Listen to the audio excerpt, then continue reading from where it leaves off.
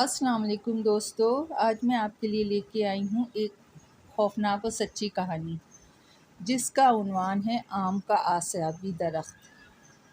میرے والد صاحب نے جب ناظم آباد نمبر 3 میں مکان خریدا تو مالک مکان نے خاص طور پر ابو سے کہا، دیکھیں صاحب، میں آپ کو مطلع کر رہا ہوں، یہ مکان ویسے تو بہت اچھا ہے، ساری سہولتیں اس میں ہیں، مگر آپ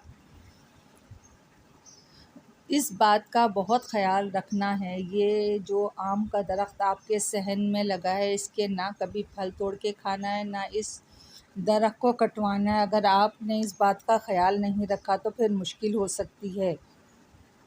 اب آپ کی مرضی ہے کہ آپ یہ مکان لیں کہ نہیں۔ ابو سوچتے ہوئے بولے، ٹھیک ہے، ہم آپ کی بات کا خیال رکھیں گے۔ خیر، ابو نے مالک مکان سے مکان خرید لیا اور رنگ روغن کروا کے ہم اس گھر میں شفٹ ہو گئے۔ مکان ہر لحاظ سے ہمارے لیے بہترین تھا۔ ابو نے ہمیں درخت کے متعلق خاص تنبیہ کی تھی کہ یہ کوئی درخت کے پاس نہ جائے۔ اس وقت فروری کا مہینہ چل رہا تھا۔ اپریل سے اس درخت پر بور آنے لگے، پھر مئی میں کیریاں۔ اس بار پھل بہت آیا تھا، یا ہر بار ہی آتا ہوگا۔ آم دیکھ دیکھ کر میرے منہ میں پانی آتا تھا۔ ابھی پھل پکنے میں کچھ ٹائم تھا۔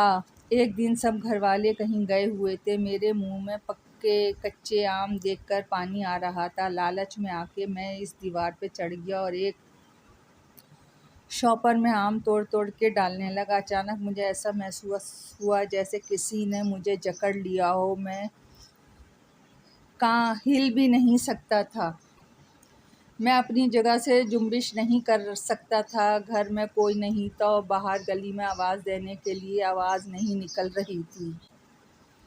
بہت دیر میں اسی حالت میں درخت پہ بیٹھا رہا۔ میرے شاپر غائب ہو چکا تھا اور میں اللہ سے اپنے گناہوں کی معافی مانگ رہا تھا۔ اتنے میں مغرب کی اذان کی آواز گونجی، اللہ اکبر، اللہ اکبر۔ اچانک مجھے ایسا محسوس ہوا جیسے میں آزاد ہو گیا ہوں۔ میں کسی کٹی ہوئی شاخ کی طرح زمین پہ گر گیا۔ میں کافی زخمی تھا۔ میں مشکل سے اپنے کمرے میں آیا۔ خوف سے میرا برا حال تھا۔ گھر والے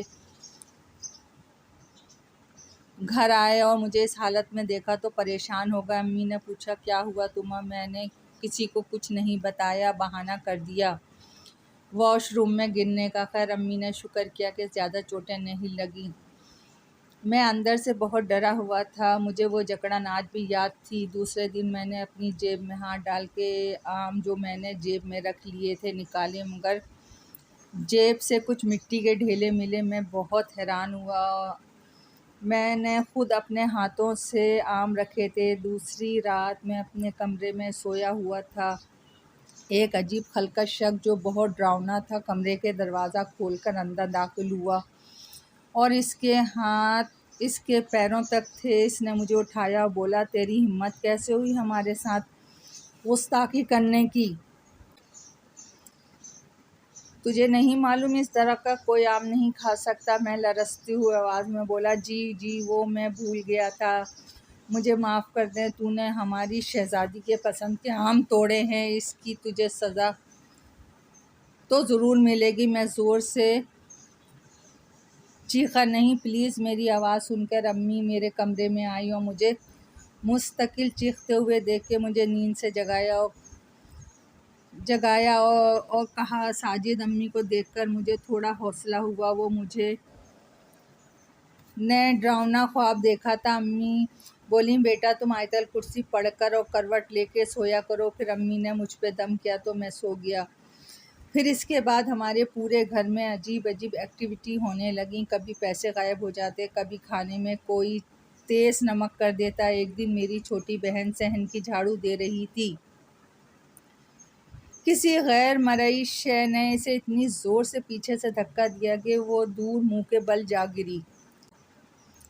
اس کے گرنے کی آواز پہ سب گھر والے صحن میں آئے تو بہن ابھی بھی زمین پہ گری ہوئی تھی۔ ابو نے اسے جا کے اٹھایا، اس کے منہ سے خون آ رہا تھا۔ اس کو اندر لے کے گئے اور پانی پلایا، پھر وہ کچھ قابل ہوئی۔ پھر اس نے بتایا کہ میں صحن میں جھاڑو دے رہی تھی، کسی نے مجھے بہت زور سے دھکا مار کے گرایا۔ خیر، کچھ دن میں اس کے زخم ٹھیک ہو گئے۔ ایک رات بڑے بھیا دیر سے گھر آئے۔ جیسے ہی وہ اپنے کمرے کی جانب جانے لگے تو ان کی نظر اوپر جانے والی سیڑھیوں پہ اٹھی۔ وہاں ایک دیو نما انسان سیڑھیوں پہ بیٹھا ہوا نظر آیا۔ اس کی گود میں ایک بلی تھی۔ اس دیو نما شخص کا پورا جسم بالوں سے ڈھکا ہوا تھا۔ بھائی کو ڈر تو لگا اسے دیکھ کر، مگر ہمت کر کے بولے، کون ہو تم اور ہمارے گھر کیا کر رہے ہو؟ وہ دیو نما آدمی بھائی کی بات سن کے کھڑا ہو گیا۔ اف اللہ، اس کا قد 9-10 فٹ ہوگا۔ وہ نیچے آنے لگا۔ بھائی بھاگ کر امی ابو کے کمرے میں آ گیا۔ امی ابو بھائی کو اس طرح ڈرا ہوا دیکھ کے بولے، ماجد کیا ہوا؟ تم اتنے ڈرے ہوئے کیوں ہو؟ بھائی ڈرتے ڈرتے بولے، وہ امی باہر کوئی ہے۔ ابو کون ہے معلوم نہیں، مگر بہت خوفناک ہے۔ ابو بھائی کے ساتھ باہر آئے تو وہاں کوئی نہیں تھا۔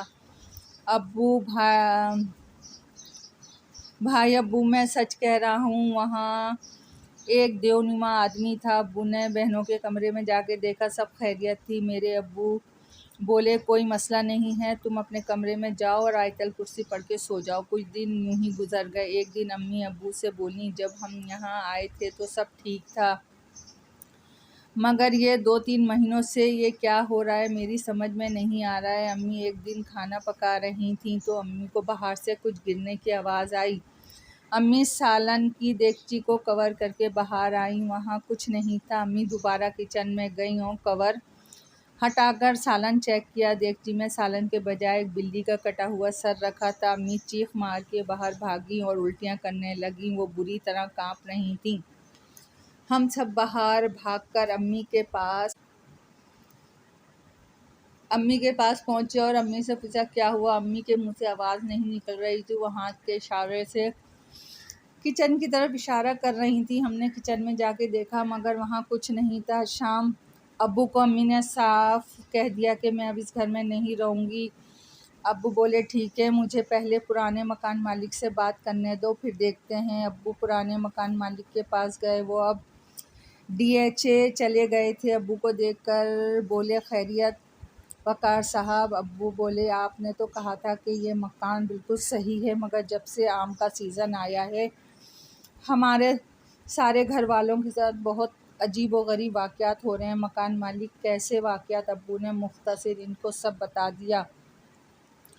وہ سوچتے ہوئے بولے، مجھے لگتا ہے آپ کے گھر کے کسی فرد نے آم کے درخت کو چھیڑا ہے، اس وجہ سے وہ غصے میں ہیں۔ ابو بولے، ٹھیک ہے، میں گھر میں معلوم کرتا ہوں۔ ابو نے گھر آ کے ہم سب کو اپنے کمرے میں بلایا۔ جب ہم سب وہاں جمع ہو گئے تو ابو سنجیدگی سے بولے، مجھے سچ سچ بتاؤ، آم کے درخت کو کس نے چھیڑا تھا؟ سب نے کہا، ہمیں نہیں معلوم سوائے میرے۔ ابو میری طرف دیکھ کے بولے، بتاؤ ساجد، تم نے کیا کیا تھا اس درخت کے ساتھ؟ میں ڈرتے ڈرتے